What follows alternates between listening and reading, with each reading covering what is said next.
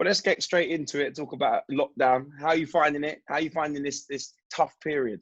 Do you know what? I'll be honest with you. I've adapted to it really, really well. From the get-go, really, I got my family around, sat them down. But listen, the way that we need to deal with this is just attack it head on, get into a routine. Nobody's going to be staying in bed all day and lounging about. We've kept up the training. You know, I've been training my little boy. My daughter has been throwing herself into a music. She produces music, but she's during lockdown, she's learned how to DJ, and she's got into that side of things now as well. So it's been really productive. I'll be honest with you, 9 weeks, I've had 3 days where I've just had, you know, when you're just lethargic and can't be bothered, but I've still managed to get up and just do something. You know, I've turned the garage into a gym, which is what I think a lot of people have done. So yeah, it's been productive. It's been all right. So you've got a footballer, a DJ, and a boxing trainer in the house. I mean, it's a talented household. Yeah, do you know what? It's that helps as well, because the days are flying by so quick. Because I'll get up in the morning, I'll do a FaceTime session with one of my boxers, and then I'll do a bit of core work myself. While I'm doing the FaceTime, I'm on the bike, so I'm doing something myself. I'm not just sat down. So I'm on the bike. Then I'll finish off with a bit of core work. Theo's doing his schoolwork at that time, and then after that, doing a football session, or you might do a bit of boxing one day, a bit of S&C another day. And then my daughter's putting together mixes and she's trying out stuff. So the days are flying, and before you know it, it's like 7, 8 o'clock. So it's been good. It's been really good. How do you find adapting the training to you know, through a screen? Are they a little bit reticent to maybe push it the extra mile when you're not there screaming at them face to face? No, do you know what? I'm lucky that in Jordan and Hope, the two fighters that I'm working with right now, coaching wise, they're very disciplined. They know exactly. You know, I sat them down just before we went into lockdown. You know it will come in. We knew what were happening. I said, listen, this is an opportunity where what happens is after a couple of weeks, everybody for the first 2 weeks, oh yeah, we'll attack this, we'll do this. But then after a couple of weeks, people start, and they don't see an end of it. Yeah. They start getting a little bit down, and then they start getting a little bit slack. Well, I've got no fight day. I can't be. I'll do that. I'll do that bag session tomorrow. I'll do it. So I said, listen, there's guys that are above you that you want to get to. Here's an opportunity. That gap, you've got an opportunity of closing this gap, because there are going to be people around you, same sort of level, ones above you, that are going to not look after their weight. They're not going to look after fitness. They're going to, lose the sharpness. They're not going to focus on what they need to be doing until they see some sort of light at the end of the tunnel. Here's your chance. If you put in the work now, do it properly, and take advantage of this time that we've got now, then you've got a chance of closing the gap. And they took that fully on board. And, the sessions that we've been doing yesterday over camera, the first time like, for instance, with Jordan, I've got his wife holding the camera. And Jordan will be, I've slowed things down with him, basically stripped things away so we're doing one punch at a time, doing one combination in a session, but drilling over and over again. The bags, his dad used to coach him as an amateur, so his dad's holding the pads for me, and I'm telling him exactly how I need him to do, what I need him to be doing with the pads, with his positioning. And it's been really, really good. And now I'm looking at Jordan on the bag now, and I can see the stuff that I've been working on. I can see it in his stance, in his position, in his posture. The only thing that we're missing is the real, the sparring side of things. So he's been doing his S&C work. He's been doing his runs. So the only thing that we need is we need that. I believe June 15th, they're talking about combat sports can go back to sparring and one-to-one sort of stuff. So we need just a few weeks of sparring, and me being back in the present physical side of things, working with him, and then he's good to go. He's good to fight. Lovely. And once lockdown's lifted, I know you're a man who likes your food. We've had a few dinners, STK, stuff like that. Where's the first establishment that you're going to be going to? Where are you going to pig out at? Do you know what? There's a couple, because every Saturday and Sunday, my little boy plays football. So after the session on the Saturday and after the match on the Sunday, we go to a place called Pacini's, which do the. I know, and it's not anything extravagant, but smashed avocado, poached eggs, bacon on it, hollandaise sauce, mate. That is the one that I miss from Saturdays and Sundays. But as for a meal to go out, I'm fancying Miller and Carter and their steak, mate. I'm fancying something like that. So we'll see. Oof.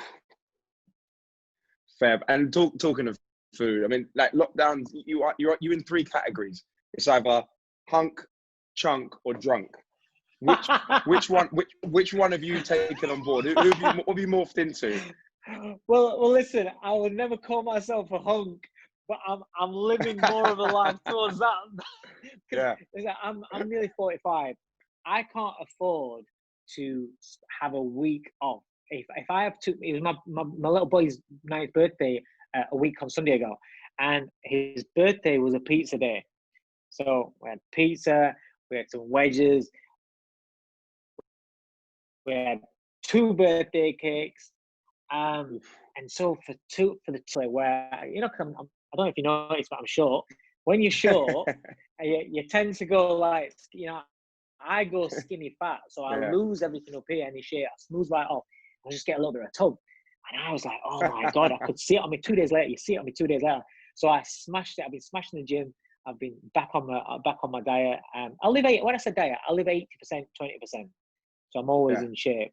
And I'm back to being happy with how I'm at, really, to be honest. Fair play. So you've defined yourself as a hunk, mate. I know there's a whole talk around it. There's a whole talk around it, but realistically, we're going to get back to the nuts and bolts of the matter. I won't go that far. Right, we're going to crack on with the boxing questions now. Simple one. Please, quick. Who is your favourite boxer of all time and why? Sugar Ray Leonard. His whole aura, his personality, everything about him. When one of my first memories of boxing, my first memories are Mike Tyson and Marvin Hagler against Sugar Ray Leonard. I came in from football training one night. I'd never heard of the guy. When I was a kid, it was all football. But I used to get up in the night for Mike Tyson. And I came in from football training one night. And I was tired and wet. And I come in the living room, and on the TV back then, it was terrestrial TV. They were showing highlights of this fight. And all I remember is this guy stood with his back to the ropes, and all of a sudden he starts wailing away, flurrying, and then just dances off. Turned out that was round 9 of Leonard versus Hagler. And that was stuck in my mind. And so I started, when I got into boxing, Sugar Ray Leonard was the one. And then I was fortunate. I've met him a few times, and I was fortunate to be sat with him and having dinner with him one night. And he's everything about him, his personality, his demeanor. He has an aura. When I see, there are certain people and certain celebrities that when they walk into a room or they walk into an arena, it's almost like they're gliding, like they're floating. And still to this day, years gone by from his career and everything, Sugar Ray Leonard, for me, has got this aura about him, and he's just the full package. And he spoke, and he offers great advice, and he's a great inspiration to people coming through. He's not one of these, superstars and celebs that kind of like want to keep all their success secrets, so to speak, to themselves and their mentalities to themselves. He wants to help people. Know that. And have you got a favourite punch combination? That's something that you looked at a boxer do and you wanted to emulate, or you want your fighters to kind of throw in there? Not so much a favourite combination or anything like that for the fighters. It's something that used to stick in my mind when I was boxing, when we was at the Inglewood gym and you're sparring. I'd be sparring with bigger guys and things like that. I remember when Holyfield fought Riddick Bowe.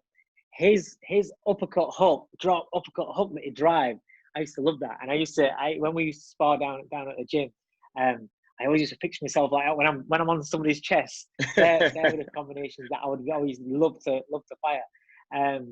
But no, combinations and things like that. As far as my fighters are concerned, it's whatever suits that fighter. You can't really look to just pick a combination that you like and just chuck it into a fight. It's got to work for that fighter as well. What's the most iconic fight that you've seen, whether that be on TV or in person?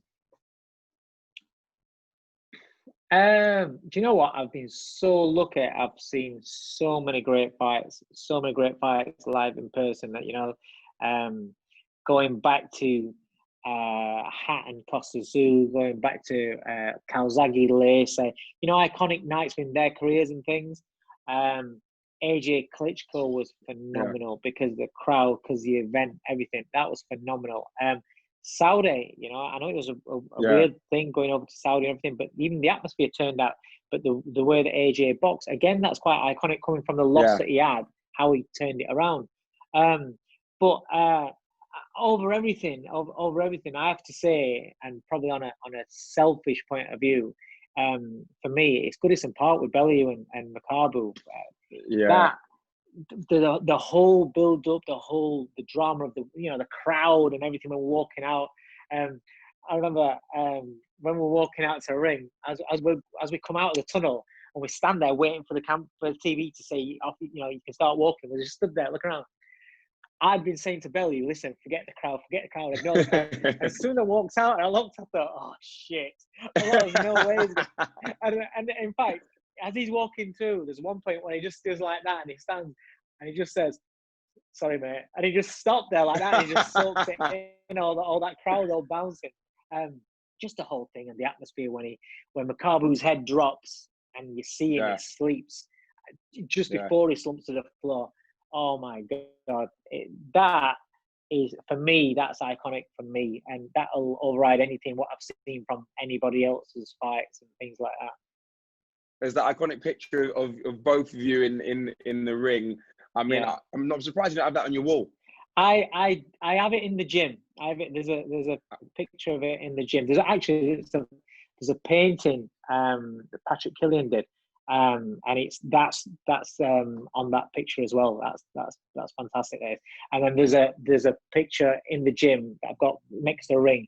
It's where I'm in the ring and I'm like pulling some mad expression on my face, about to jump into it. Do you know what I mean? But these are memories that no matter what happened in my early life, no matter what happens in my future, these are things that nobody can take away from me. Whatever anyone wants to think about Tony Bellew or wants to think about myself, nobody can take that away. We did that happened, and that's there, and that's the that's overriding thing, that's why it's so special, really.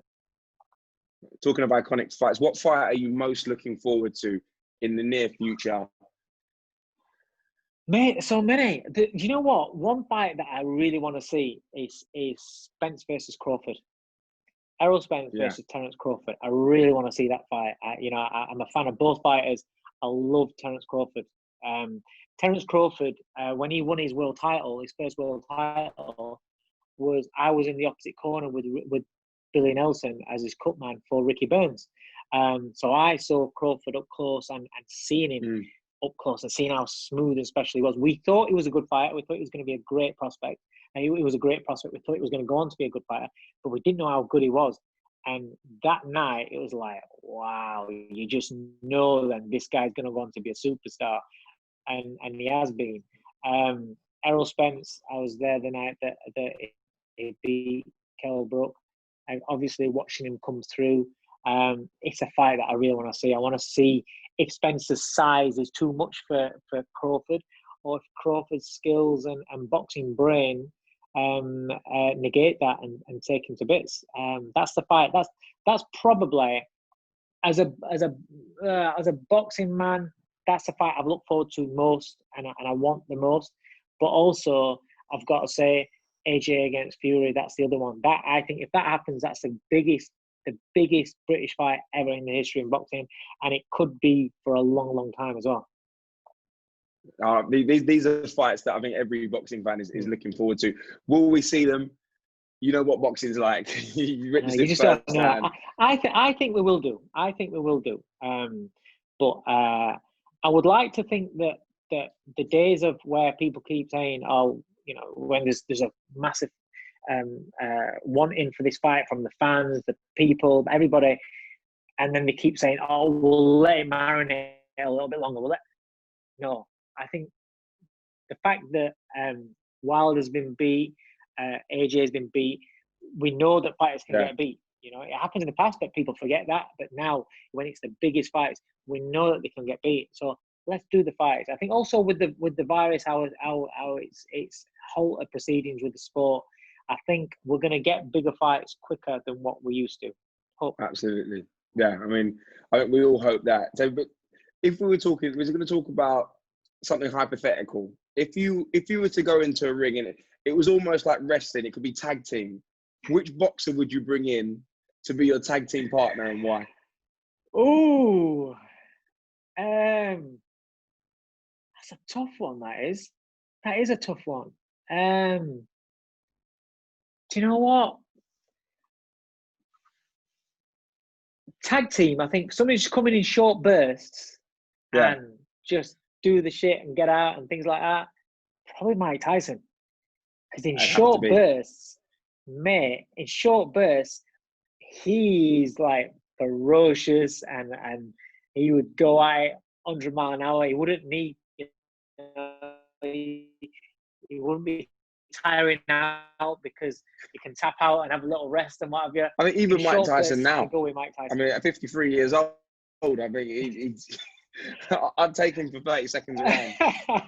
Yeah, 30 seconds around. Yeah, definitely. Right. Next question. All right, we're going to go. Sorry, this one's.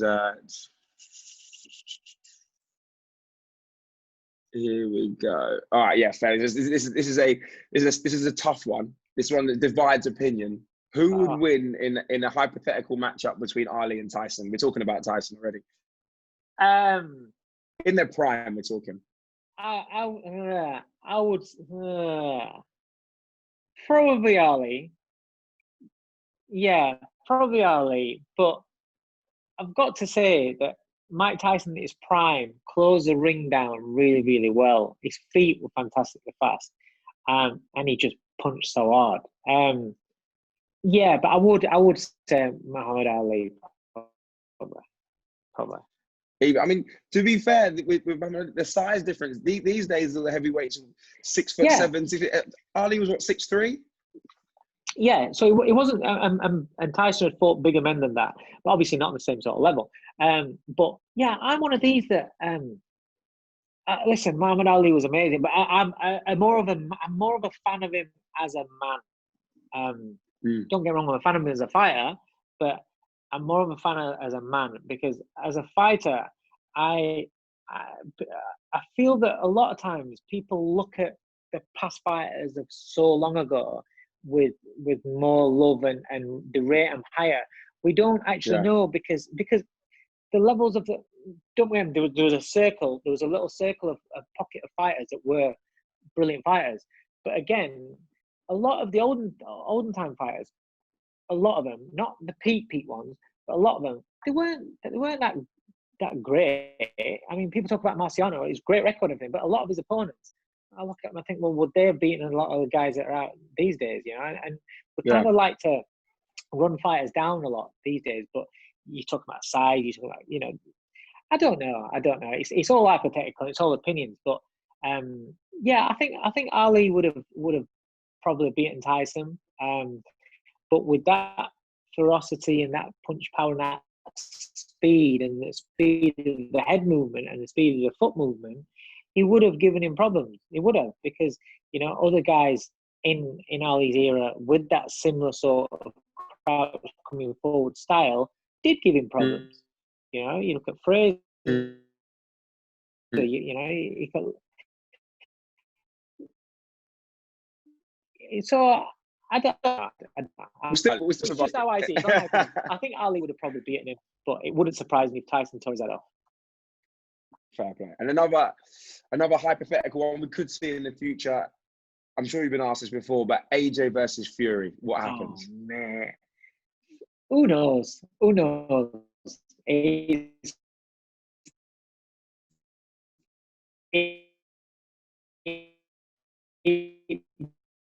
know what?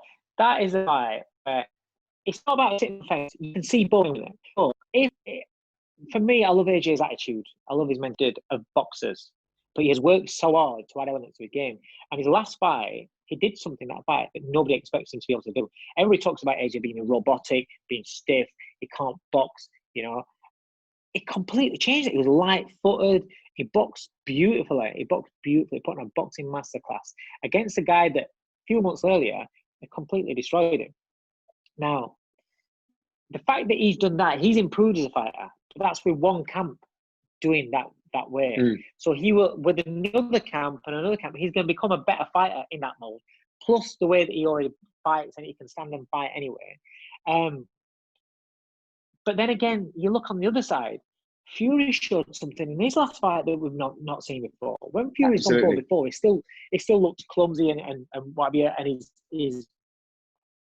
his assets have always been that awkwardness and his range, being able to box southpaw or orthodox and just pick fighters apart. But when he'd beaten the Klitschko's and other people like that, not the most entertaining sort of fashion. But against Wilder in the rematch, he looked a completely different fighter going forward. He looked like a real threat going forward. His timing, his judgment of distance was fantastic. The punch picking was perfect, and he controlled every second of that fight. And he did what he wanted in a new fashion. Now he's going to be better. I look at that and I look at the fact that I don't think it's possible to get into Fury's head. I think he's got such a strong mentality where he generally he's, Bane talks about being born in the dark. It's almost like Fury was born in a ring. He's born to be a fighter. Whatever you think about, things that he does outside or things that he's done, his life, his history, that's history. What he has become as a fighter for me is quite possibly the most complete heavyweight fighter that's out there right now. The only thing that I would say is that when he does get hit, which is quite often the case with a lot of these big men or these giants, is because in sparring they tend to control everything in sparring because to get guys that can actually reach him and have the quality to be able to shut down, it's quite rare in the heavyweights right now. Yeah. When you're somebody of Fury's boxing ability, he can stand on outside and outbox you all day long. So when he does get caught, it looks like it's like a little bit of a shock to him. It doesn't look as though he's comfortable getting caught because he's probably not used to it that much. So if the fight becomes a fight and AJ gets up closer where he can get because he's got great punch picking and he puts his shots together really, really well in combinations, AJ. And so if he gets in a position where he can put his combinations together, then if he lands on Fury, I believe he can knock Fury out. So that's why I say AJ can win that fight. But on a boxing point of view, I don't think AJ can outbox Tyson Fury. And I would imagine that Fury wouldn't be on the outside just looking to pick him and pinch a decision. I would see something along the lines of how he boxed Wilder and keeping AJ off balance and being uncomfortable, having to burn a lot of energy moving around the ring. Because it's one thing, it was a fantastic performance and everything. I'm not knocking the performance, not taking it away from it. But it's one thing being able to move around the ring and keep it long and outbox a guy that's a lot shorter than you. But Fury's going to be the bigger man and probably the longer man as well. I don't know what the reaches are, but it looks like he's a longer man as well. And Fury is very, very good at judging the distance. Now, that for me is a massive, massive advantage for Fury. And that's why I make Fury a favourite in the fight. Because with Fury's boxing ability, but also the way that he understands how to control the distance. And AJ to try and box Fury at range is going to be very difficult. And so he has to get, for me, he has to get up closer and close that range and make it a more of a a mid to close range fight. So if we say Fury's a favourite and you favour Ali versus Tyson, who wins out of that fight? What? Out of Fury versus Tyson, or Fury Ali? Sorry. Do you know what? I would say Muhammad Ali. we, it's hard to say because of the size and because these days heavyweights, it's very different. You've never seen Muhammad Ali fight a guy at 6'9", 6'8" that can box. You've never seen that happen. You don't know if he could do that. This is why I don't like talking about stuff like this, where it's like generations apart, because people take it too seriously and start, that's all what you're talking about. It's all hypothetical because we don't know. I'm looking at the size. Sometimes you can give away height and reach to guys that aren't on your level, to guys where there's a big disparity in quality and level. But when the abilities, and I'm not saying Tyson Fury is another Muhammad Ali, I'm not saying that, but Fury can box long. He's very, very awkward. He's made it awkward for somebody like Klitschko, who's 6'6", 6'7", couldn't lay a glove on him. He's made it like where Wilder, 6'7", got forget about his boxing ability. He's got a fantastic right hand. Couldn't get a glove on him, right? So he knows, he's a master of using his height and reach and his range in a defensive manner.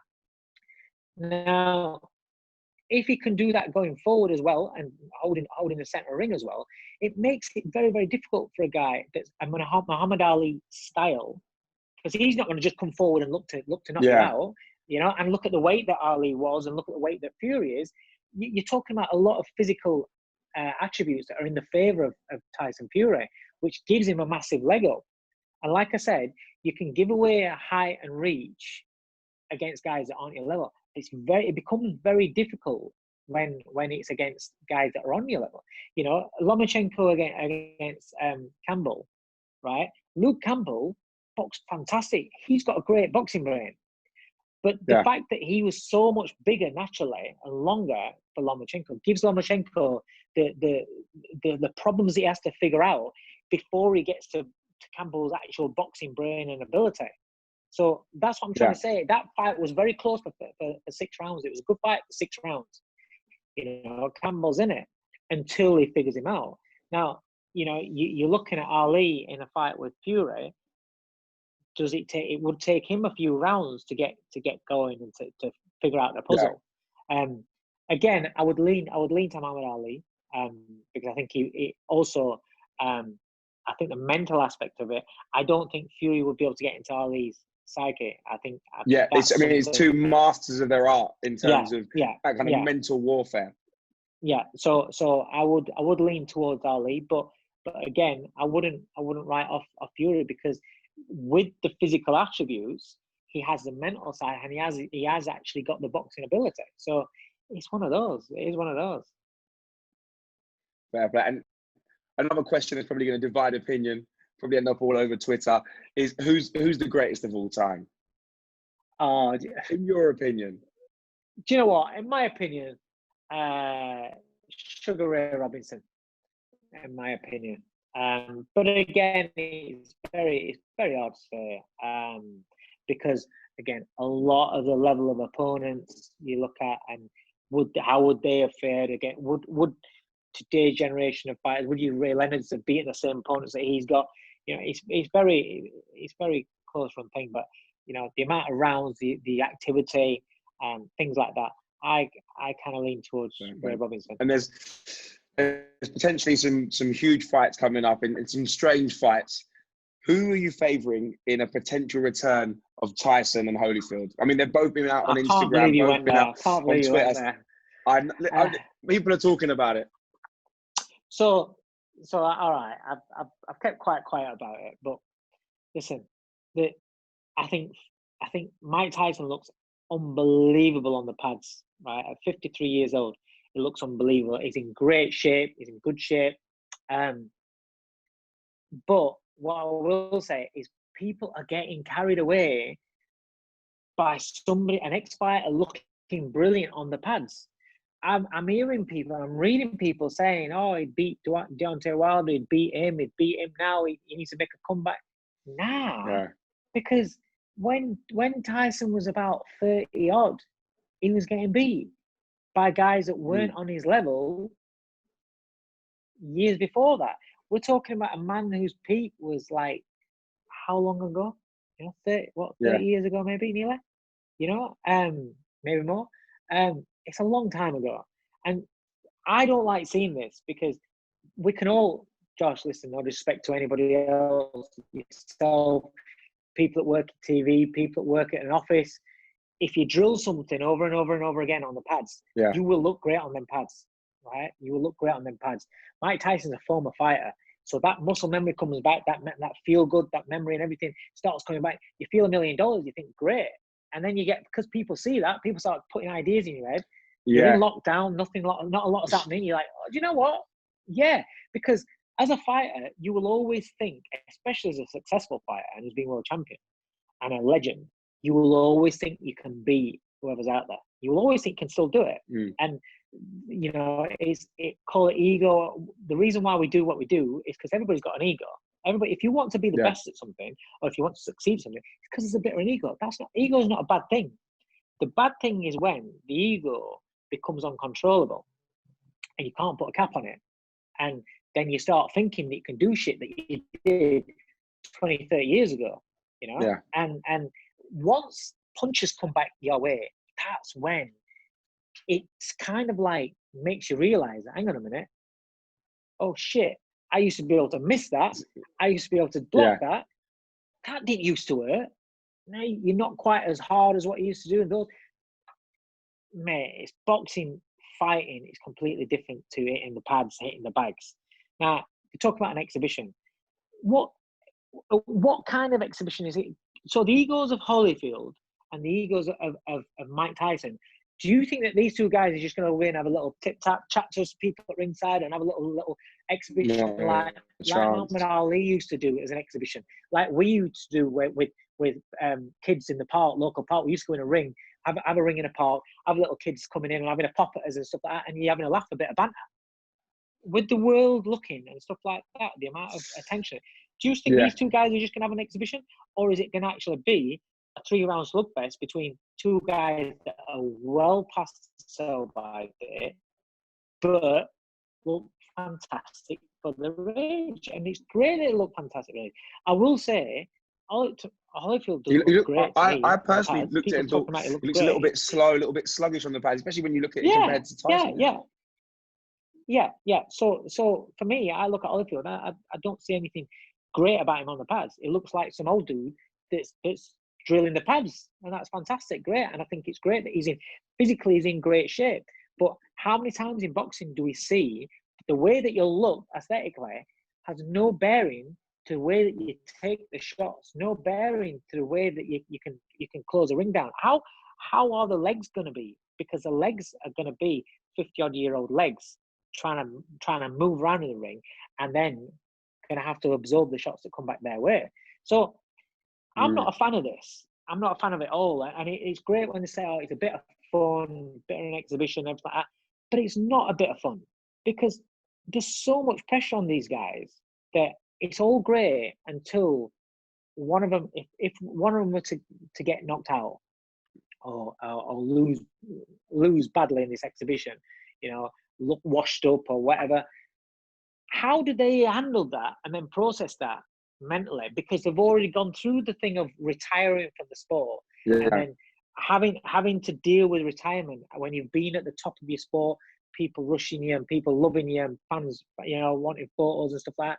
I understand they're getting it still because of who they are, but being in that moment of being an athlete, being a fighter, to then retire, it takes you a long time to process that, get over that, find a new course of life away from that.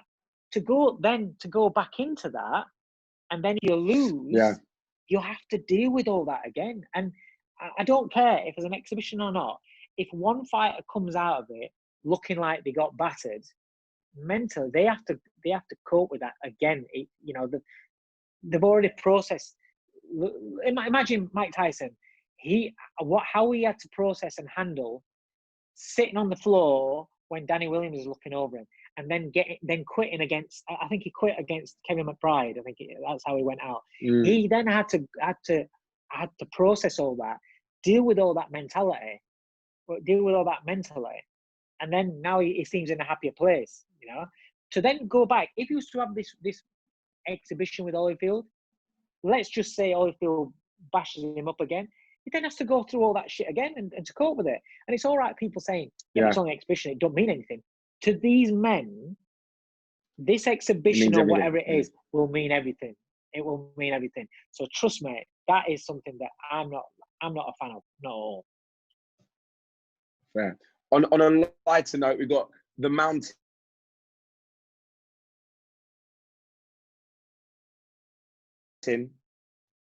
Bjorn, I think, versus Eddie Hall, Britain's strongest man.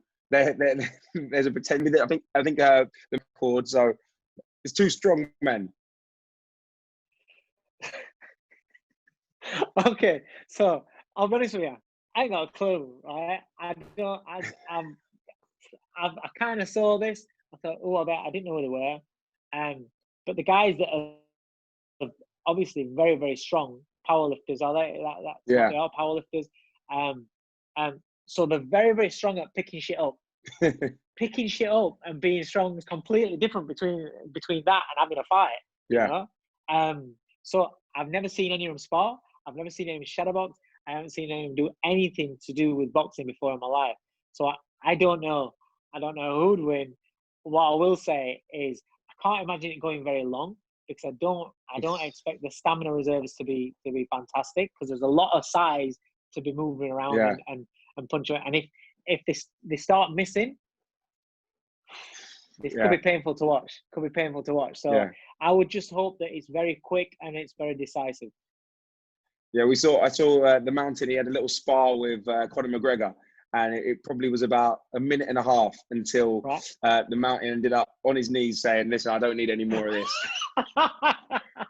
Yeah, I think it was a couple of body shots, and he was done.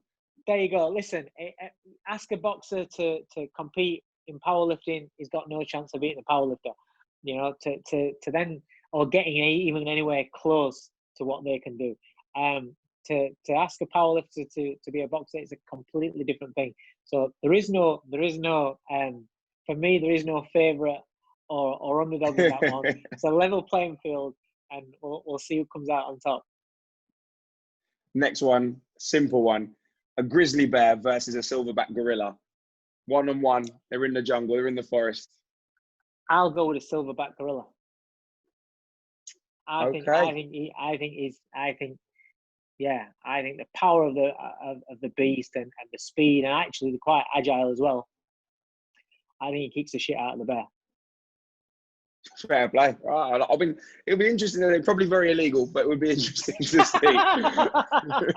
Yeah, I think it would be a little bit. Don't be organising that in your backyard, mate. No, believe me, I don't approve of that message. Let me just get that out there before I get slated. And then the next question is a matchup. Either the winner of Eddie Hall versus the Mountain versus Mike Tyson or Ali. Talk me through it. It says, I mean, I can guess it's already over. The boxer wins. Simple as that. The former boxer wins. Okay.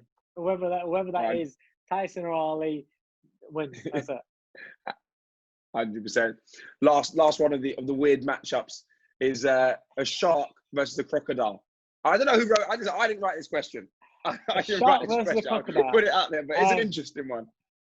I will go with. How big's the shark? They're the same size. I'm going to say they're the same size. Okay. They're both 12 feet. Okay. I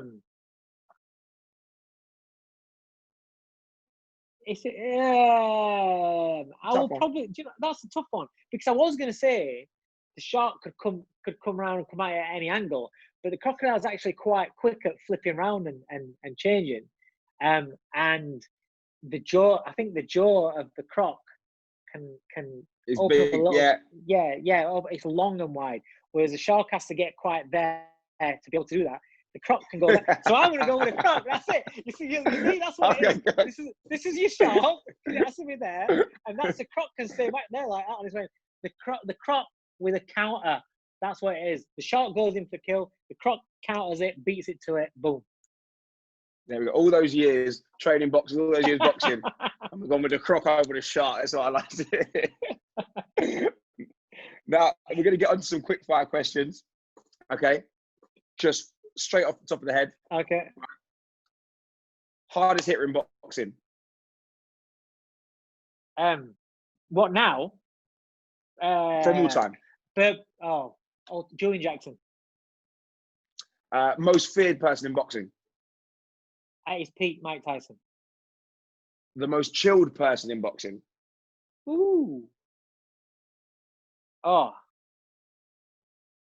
Are there any chilled boxers? Do you know what? I will say because I was close up, I will say Prince Nassim. No fear whatsoever. I mean, none whatsoever. Best dressed boxer? Oh, that's a tough one. That is a tough one. I mean, Eubank has a fair the riding jackets. You're not on the riding jackets. No. I'm not having that one. I'm not having that one. No. I've seen your wardrobe, mate. There's nothing wrong with my wardrobe. Oh man, that's a tough one. That is. I don't know. I can't think. Fair that's a tough one. Right, funniest boxer. We'll come back to the best dressed. Who's the funniest? Funniest? Mate, I've got to say, Naz was hilarious. When he had different moods. When he was it was nice. He was hilarious. Then when he flipped that switch, he was horrible. You know what I mean? But when he was on it, he was funny, mate. He was good. 100%. And last question, simple one. Why do you love boxing? It saved my life. It saved my life without a doubt. The kid prior to walking into Brendan Ingles' gym at 15 would never have had any sort of life. No way. I had no confidence. I didn't speak to people. I was shy. I was broken. I love it for that.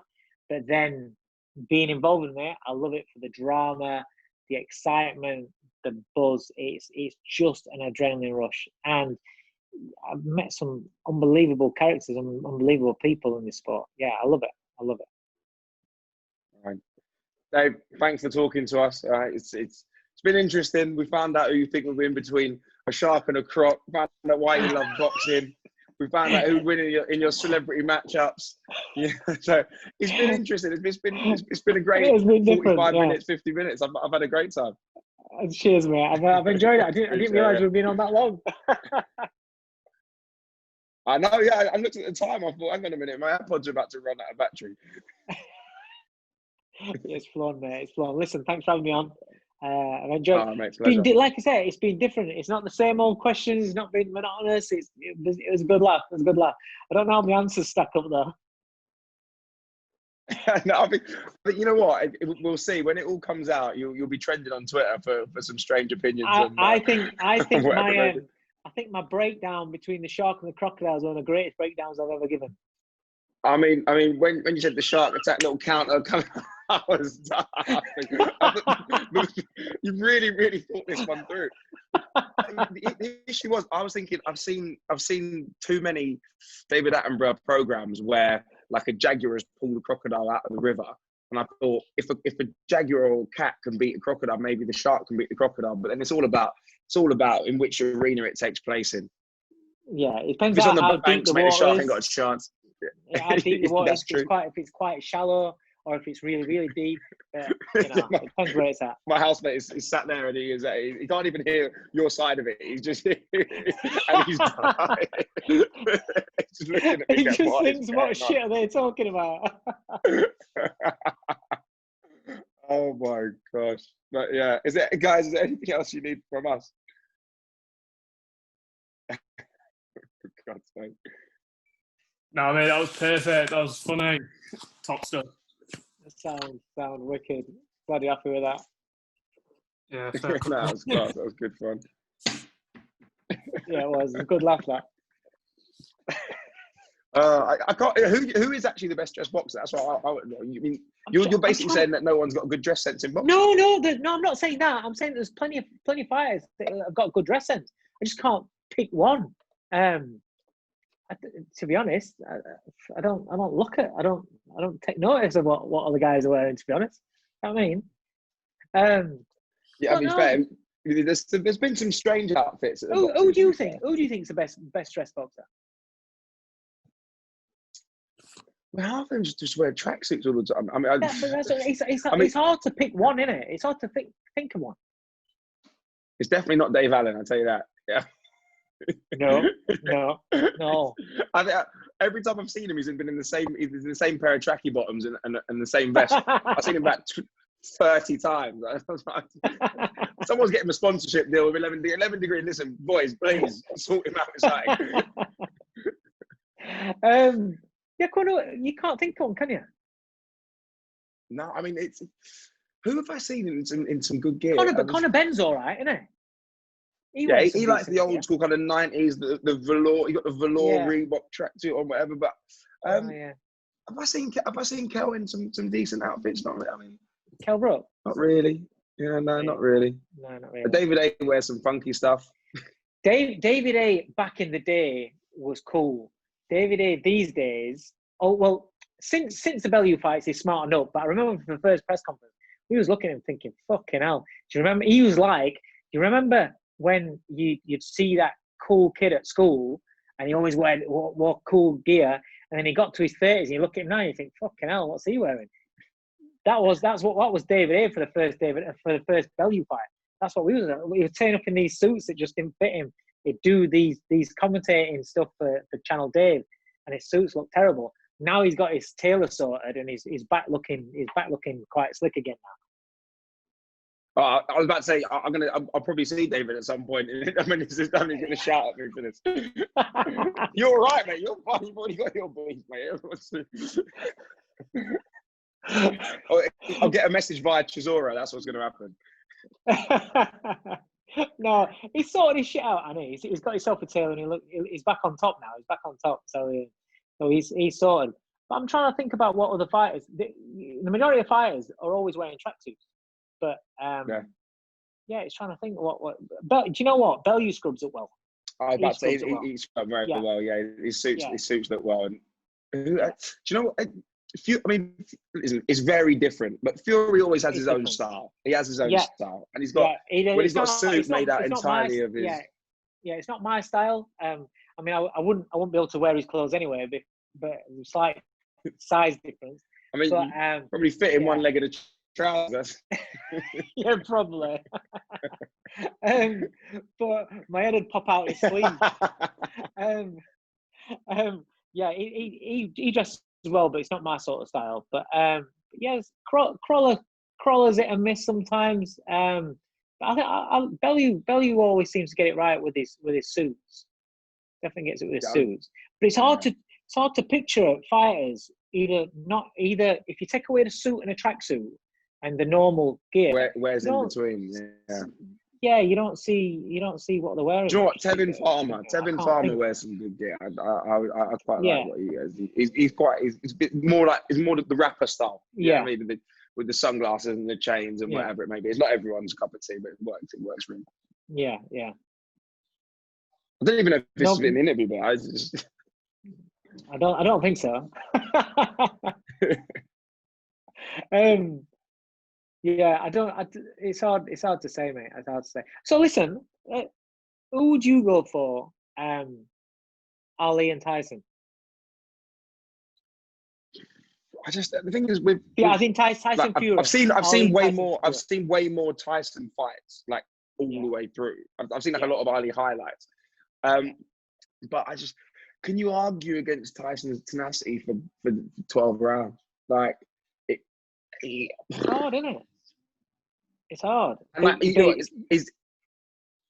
would the rope-a-dope tactics work against Tyson? I mean, because if you look at Foreman, big swings and it's power punches, but the speed, I think he's probably faster than Frazier. So whether he could actually do that against someone of Tyson's caliber, Yeah. And he has been down. I mean, Ali's been down a few times. Yeah. So, but yeah, I mean, it's very prime hard. Tyson, You know, 19, when 20. when you're not just blinkered, or I love Muhammad Ali, or I love Tyson Fury. And when you actually look at it, you can see why, because people, Muhammad Ali, or what you're saying, Tyson Fury is the greatest fight ever.